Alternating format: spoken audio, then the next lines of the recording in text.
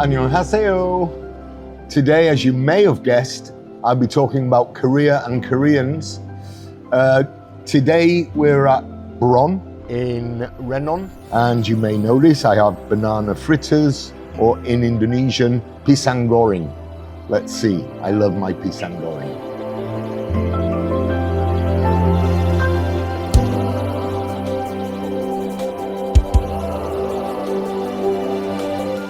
Okay, today we're going to be talking about Korea and Koreans.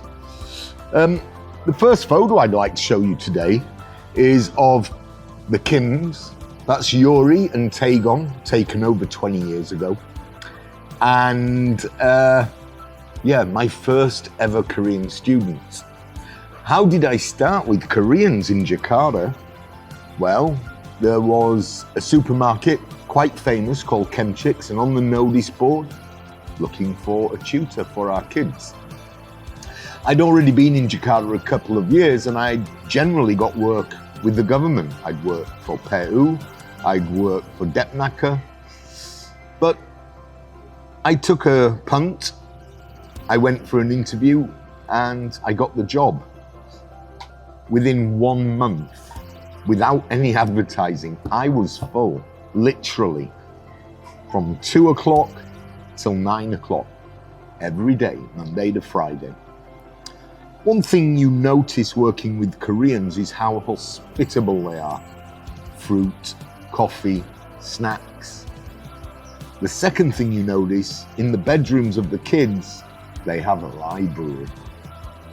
Education for Koreans is number one. From what I believe, in the 80s and early 90s, they even, this is Korea, brought a group of Canadian teachers to Korea just to make sure Koreans started learning English. And for me, this is one of the reasons why Korea beat Japan in the long run. Japan was dominant in the early 80s, Hitachi, Sony, Sanyo. Where are they now? Yes, they still have a car industry, but electronics, Samsung, Sangyong. So I'm working with Korean kids, and then I end up working for a Korean kindergarten. Yes, these are my students. They're Taman Mini, and that was twice a week. Excellent. And here's another picture just for the fun of it. This is at our house playing Twister.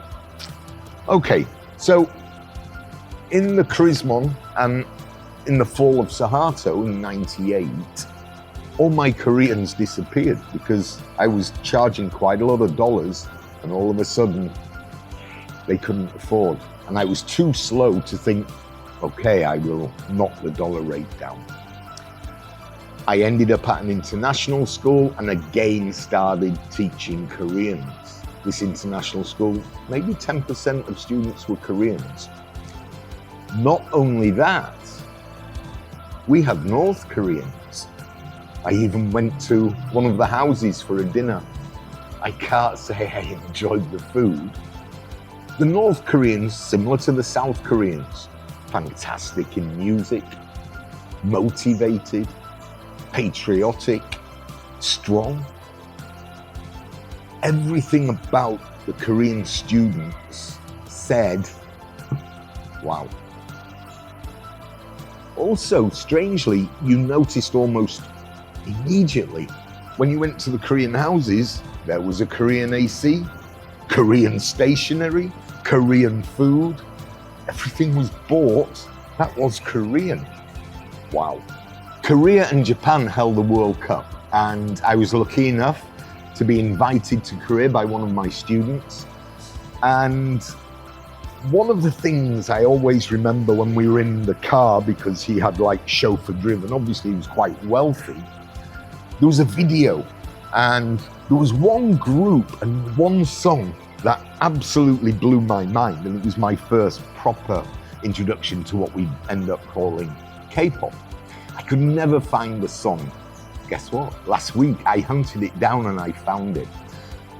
I'd like to remind you at this stage that there is a playlist to each of these videos, approximately 10 songs per playlist.